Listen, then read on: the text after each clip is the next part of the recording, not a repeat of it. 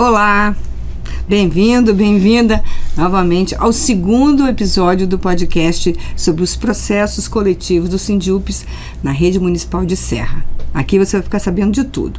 Bom, continuando, a gente vai apresentar o nosso diretor Paulo Loureiro, que está aqui, que é o secretário de comunicação, também é o coordenador da Rede Serra e também secretário de comunicação da CUT, doutora Ângela Perini, doutor Luiz Felipe, que são do departamento jurídico.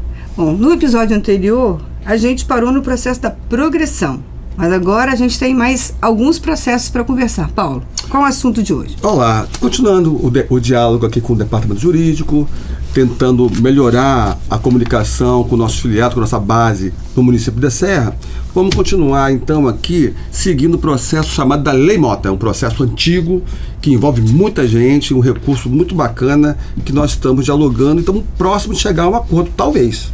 Doutor, você pode retomar aqui então a Lei Mota? Sim, Paulo. Saudações. 1997, é isso? 1996, 97. É um reajuste, né?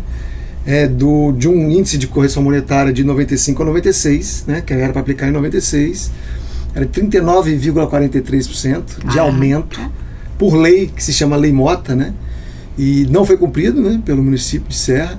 Na época realmente era uma questão de ajuste salarial de toda a carreira, obviamente, não era um reajuste salarial. Não, mas é também que tinha uma inflação galopante na época, né? Uhum. Então não é 39%, não era esse absurdo, não. Hoje 39% é muita coisa, mas naquela época... Enfim, mas o que aconteceu com esse processo foi que a gente ganhou e na fase de execução o município conseguiu decepar um pedaço do nosso percentual, né? Ele conseguiu convencer o tribunal que existia uma prescrição, quer dizer, uma prescrição é aquele instituto que extingue o direito, uma parte do direito, né, pelo menos, pelo decurso do tempo.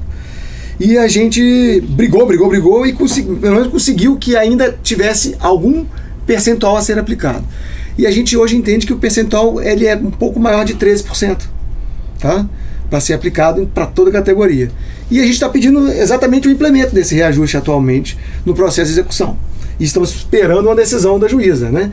O mínimo que deve ser implementado, né, segundo o próprio razoado do município, é 3,98%, que ficou para trás. Então isso é o mínimo, tá?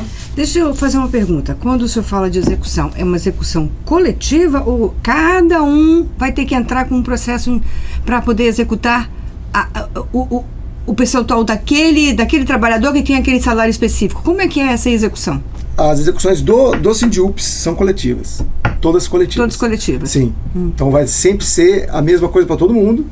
E o andamento vale para todo mundo. Na verdade, primeiro de tudo tem que se reajustar o salário dentro desse percentual. Depois a gente vai pegar o retroativo, né? A gente vai calcular o retroativo. O que nós estamos tentando desde 2001 é que seja reajustado o salário. O salário. Só 22 anos. Seguindo então com a nossa conversa, nosso bate-papo de hoje. Sobre o processo do biênio, o que é que você pode esclarecer para a categoria? Primeiro, explica o que é biênio. Biênio são progressões, né? Que eram anteriores à lei de progressão de 99, não é isso, doutora Ângela? Porque houve uma alteração no plano de carreira do magistério, em 99. Quando essa alteração aconteceu, tínhamos 2 biênios que a gente estava discutindo administrativamente. Biênio de 96 e 98. Então, para quem estava nessa época. Pois é, o de 96 foi implantado, mas foi implantado a menor. Era de 5%, eles implantaram já com o percentual da nova lei. 3%. 3%. Mas, como era referente à velha lei, tinha que respeitar a lei velha. E um outro que estava para ser implantado e não foi, a lei nova entrou sem que ele fosse implementado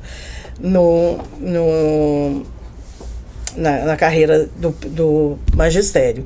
Aí, então, eu entrei com essa ação desses 2 biênios, dessa forma, a diferença de um e a implementação do outro. E logo em seguida tivemos o outro processo, porque também não foi cumprido nem o novo estatuto também. E como é que eles estão hoje? Hoje estamos em fase de execução, esperando também uma decisão sobre a implementação em contra-cheque daqueles que são beneficiados, né, pela decisão, para que haja uma rúbrica chamada biênio, uma nova rúbrica biênio, né, implementada em contra-cheque. E aí a gente consegue fazer o quê? O pagamento, o cálculo do retroativo. Esse processo aí sim é de um grupo restrito, porque só alcança as pessoas que estavam lá antes de 99. Antes de, na verdade, de 90. Para você completar a biênio, você tem que ter 2 anos, no mínimo, né? Isso? Então, que todo o pessoal que entrou de 98 para frente não está nesse processo. Né? É um processo de um grupo bem restrito. Bem específico, né? Podemos seguir? Então tá, seguindo. O processo sobre 1/3 de férias sobre 45 dias. Lembrando que nós, da educação, professores, temos direito a férias de 45 dias. Nós temos 30 no final do ano e 15 no meio. Só que o município nos paga somente sobre 30. A maioria dos municípios já estão pagando corretamente, inclusive o município de Vitória. Mas Serra, nós já vencemos, não levamos. Como é que está? Em que pé está esse processo? A gente em breve vai fazer o quê? Uma comunicação para a categoria e que a gente vai começar o processo de execução dele. E a gente ainda está em dúvida se a gente vai coletar documentos ou não. Estamos tentando pegar esses documentos diretamente com a prefeitura, para evitar de chamar toda a categoria para trazer a documentação. Se a gente conseguir levantar toda essa documentação do período que vai ser calculado, né, a gente não vai informar a categoria que a gente já conseguiu e que a gente já deu início aos cálculos do processo de execução. Se não conseguiu, vai chamar a categoria. Vai chamar a categoria para trazer tudo no sindicato. Tá. Tudo isso envolve tempo, né? Porque se não precisar, né, doutor? Então agilizaria esse processo. Sim. Ok? Eu quero falar dos outros dois. Tá, ok. Então, seguindo, processo de atraso de salário. O processo de atraso de salário já está em cálculo, já está fazendo cálculo. Esse é o pessoal que teve atraso de salário em 95 a 97. Tá? Como assim? O pessoal teve atraso de salário e vocês estão pedindo o quê? Esse processo é o seguinte, era assim, quanto mais, era corriqueiro, era praxe o município pagar em atraso. Era Serra, era Guarapari, então nessa época nós entramos com esses processos para pleitear a correção, porque naquela época, gente, a inflação era 80% ao mês.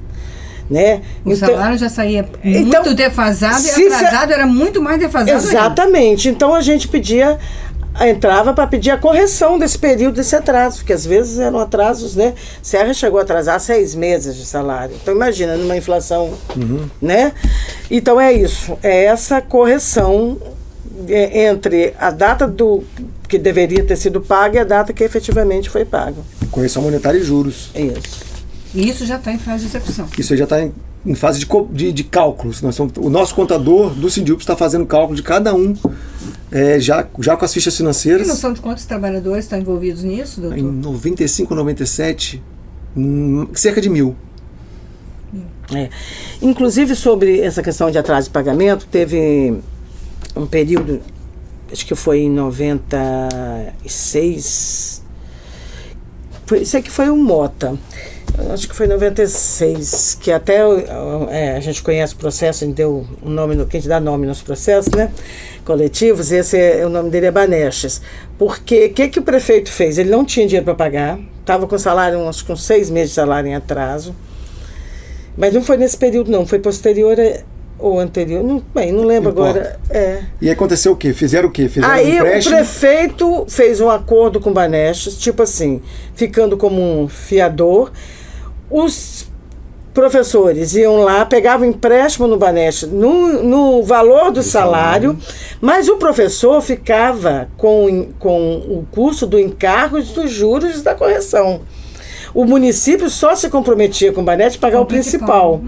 E aí a gente entrou com esse processo também para as pessoas que fizeram o empréstimo e que nos procuraram.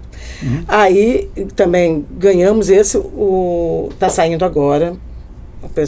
O dinheiro já está depositado no processo e agora falta só sair os alvarás e um pequeno grupo que vai receber por precatório.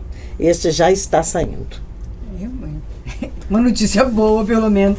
Temos mais algum processo? Tem mais um. Os processos da Serra, como a doutora falou, são bastante processos eles vão pingando ao longo do tempo, né, doutor? Nunca deixou de se pagando aos poucos, principalmente os mais antigos. Tem um outro aqui também que eu acho, desculpa eu interromper, o da carga horária especial. Esse processo é um processo em que teve um determinado momento que a Procuradoria fez um entendimento de que o salário do professor, na carga horária normal dele, respeitaria a titulação e o avanço de carreira. E o que ele fazia em extensão de carga horária era pago pelo piso do nível. E aí nós entramos com esse processo e ganhamos. Esse processo está na fase de execução. E eu olhei hoje, até fiz a petição, vamos ver no que vai dar, mas me parece que o município perdeu o prazo para impugnar os cálculos. Né? O prazo seria de 30 dias, ele fez a carga no processo dia 1º de fevereiro e não entregou o processo até hoje. Então quer pagar. Então, alguma coisa quer pagar. Se tudo se confirmar, esse vai andar mais rapidinho um pouquinho. Mas o que acontece mesmo, Tânia, é o seguinte, o que se verifica é que vai mandato, entra mandato, sai mandato, o que mais importa é ter a Procuradoria Geral para empurrar os processos e para que outro mandatário, né, eleito, pague a dívida do magistério municipal. São as manobras. Isso está ficando feio. Isso está ficando feio, sabe? Isso está ficando insustentável. E a culpa, às vezes, fica por conta do advogado do Sindiúpios, mas não é. Existe um sistema judicial que está pronto para segurar exatamente essas vontades de jogar essas dívidas de mandato fora mandato. Como jornalista sindical, as pessoas me perguntam muito, porque eu trabalho também para outros sindicatos, então... mas o processo... Mas quando que vai sair? Encare como uma poupança. Sim. Em que você não sabe quando é que vai sair, mas é uma poupança.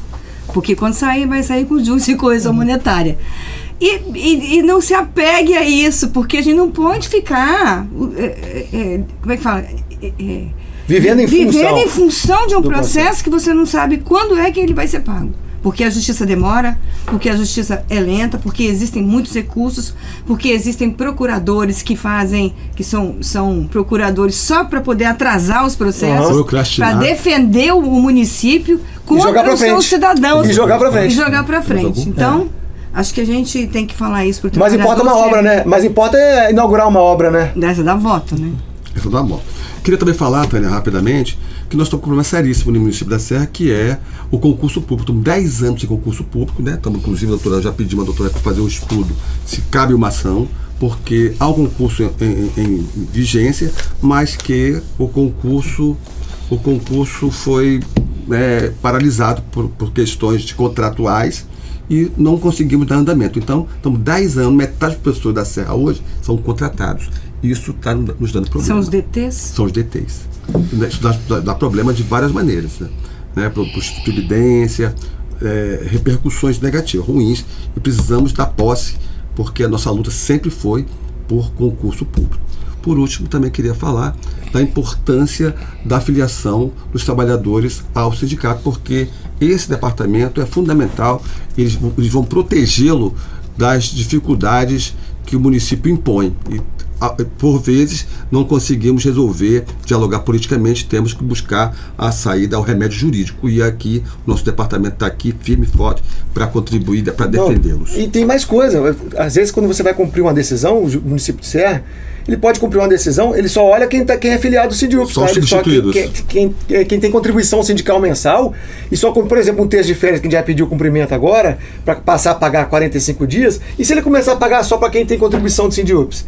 Isso é uma possibilidade. Então, assim, a filiação é muito importante. Fundamental. O trabalhador precisa saber que um departamento jurídico não funciona sem dinheiro. Qualquer recurso que você faça tem que pagar para poder entrar com os custos de contador são caríssimos. Os custos de uma perícia é caríssimo. São 250 mil reais um processo desse, tá? No mínimo. 250 mil reais. Pois é, e o trabalhador também tem que contribuir com o sindicato. É fundamental que o sindicato tenha estrutura para poder lutar por ele. Sem dinheiro, pagar a luz, pagar a água, advogado, não tem como. Não dá para funcionar. Então, e a gente sabe que a reforma trabalhista de 2017, ela veio para calar os sindicatos, para impedir que o trabalhador fosse para a justiça e sufocar financeiramente as entidades coletivas que não recebiam, que recebiam a Imposto contribuição anual e agora não recebem mais. O Sindiúps está fora disso, né? Vocês hoje conseguem se manter com os trabalhadores filiados e isso é muito importante.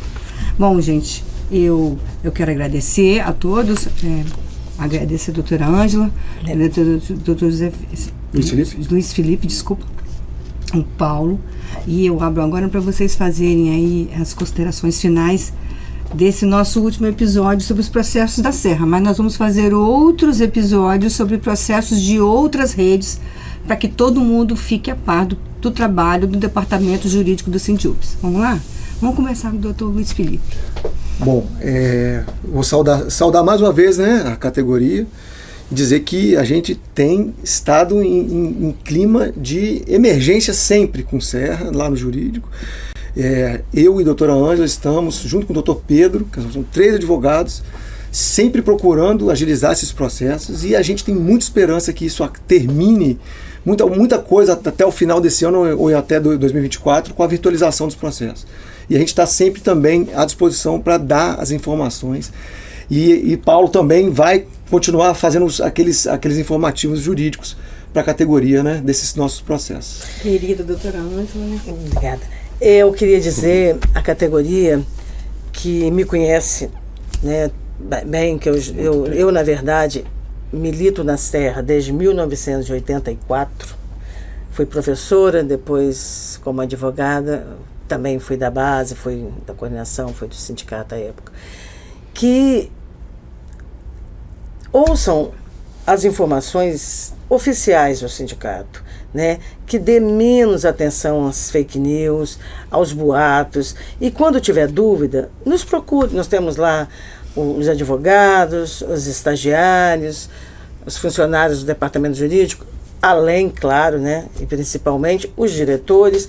Então, a gente não tem interesse nenhum em passar informação errada. Muito pelo contrário, nosso interesse é manter vocês o mais bem informado possível. Nós estamos à disposição para isso. Muito obrigada. Paulo?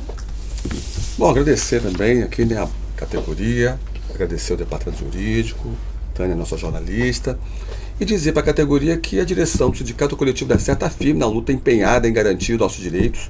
O prefeito já anunciou uma recomposição salarial, não oficializou ainda, em breve nós vamos estar informando a categoria. Agradecemos, sim, o setor jurídico do nosso sindicato é fundamental nessa luta do município da Serra, com vários processos ganhos e não cumpridos. Bom, chegamos ao fim, mas você é nosso convidado a assistir o nosso canal de podcast chamado Diálogos da Educação.